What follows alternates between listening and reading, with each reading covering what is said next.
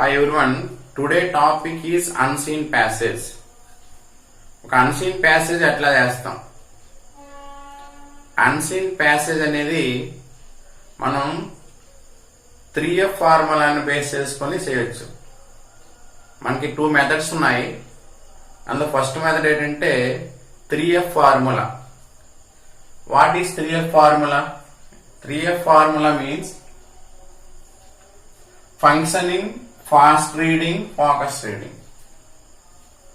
That means functional reading, fast reading, focus reading.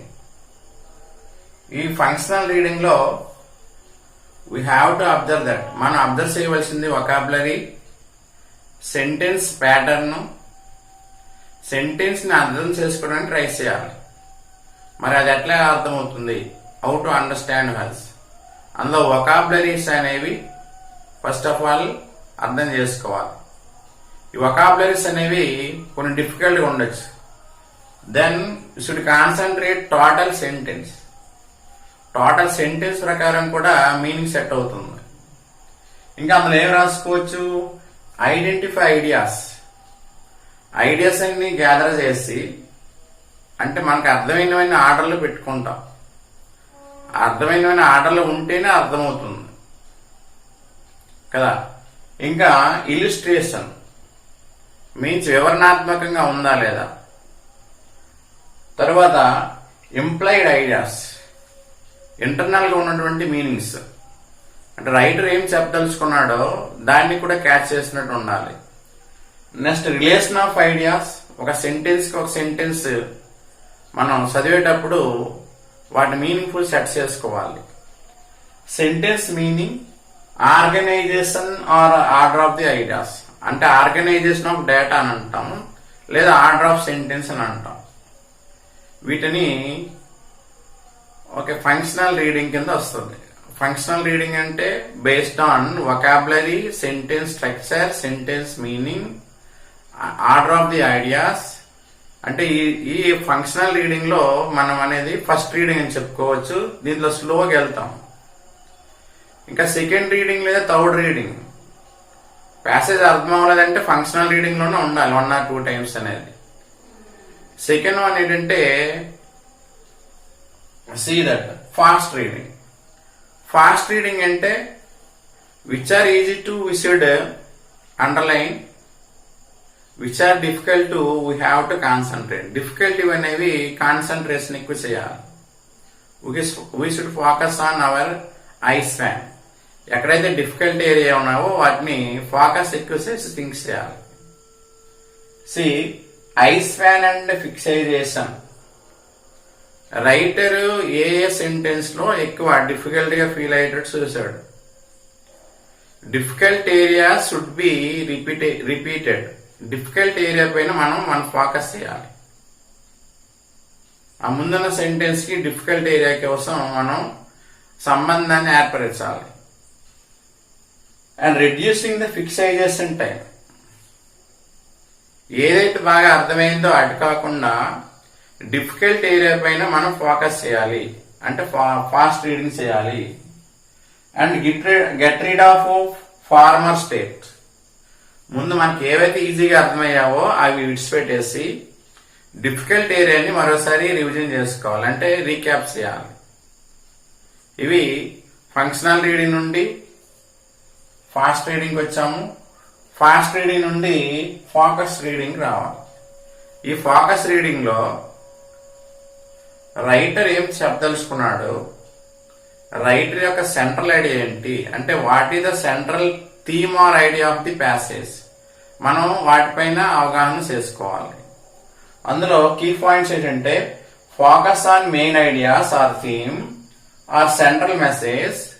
Any keywords are there, you may underline or you may focus on the ideas, focus on the sentences. ఇంకా attitude of the writer. Attitude of the writer ఏం చెప్పదలుచుకున్నాడు. Next one order of the ideas. Order of ideas అనేది arrange చేసుకోవాలి. First paragraph first sentence నుండి ending sentence వరకు మనకు అర్థమయ్యేలా మన సెంటెన్స్ ఆ ఆర్డర్లో పెట్టుకోవాలి మైండ్లో. Okay, all these three should concentrate second one. Second one అనేది కాంపిటేటివ్ పర్పస్ లో కానీ ఎక్కువ అన్సీన్ ప్యాసేజెస్ అనేవి దీంట్లో ఇస్తారు. ఇవి మ్యాక్సిమం సీన్ ప్యాసేజ్ కింద వస్తాయి. అన్సీన్ ప్యాసేజ్ లో first one, second one, third one, ఈ మూడు కూడా మనం ఫోకస్ చేయవలసి వస్తుంది. ఇది ఒక క్వశ్చన్ అనేది డిఫికల్ట్ ఏరియా ఉన్నప్పుడు క్వశ్చన్ టు ఆన్సర్ వెళ్తాం. జనరల్ గా క్వశ్చన్ టు ఆన్సర్ అయ్యేటప్పుడు ప్యాసేజ్ లో ఉంటుంది. కొన్ని సందర్భాలు ఏంటంటే answer to question, question to passage వెళ్ళవలసి వస్తుంది. ఆ రెండు డిఫికల్ట్ క్వశ్చన్స్ అనేవి సెకండ్ వన్, థర్డ్ వన్ లో ఉంటాయి. కాబట్టి we should follow that 3F formula: functional reading, fast reading, focus reading. ఈ మూడు ఇంపార్టెంటే. ఒక డిఫికల్ట్ ప్యాసేజ్ ఇచ్చారనుకోండి, ఈ డిఫికల్ట్ ప్యాసేజ్ అనేది సెకండ్, థర్డ్ పైన డిపెండింగ్ అయి ఉంటుంది.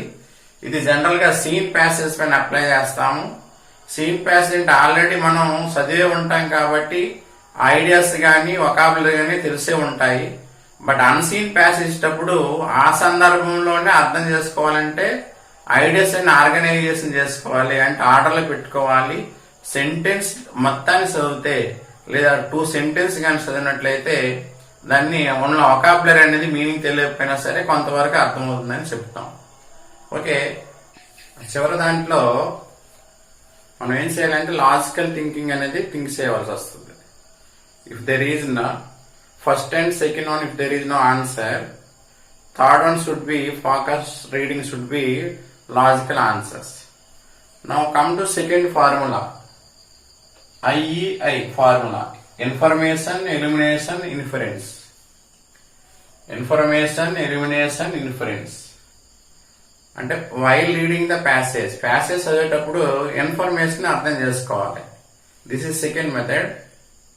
ఇన్ఫర్మేషన్ గ్యాదర్ చేసుకోవాలి, ఇన్ఫర్మేషన్ ని మనం మైండ్ లో ఉంచుకోవాలి. Next elimination. Elimination means maximum true or falls question, true or false type questions will be given.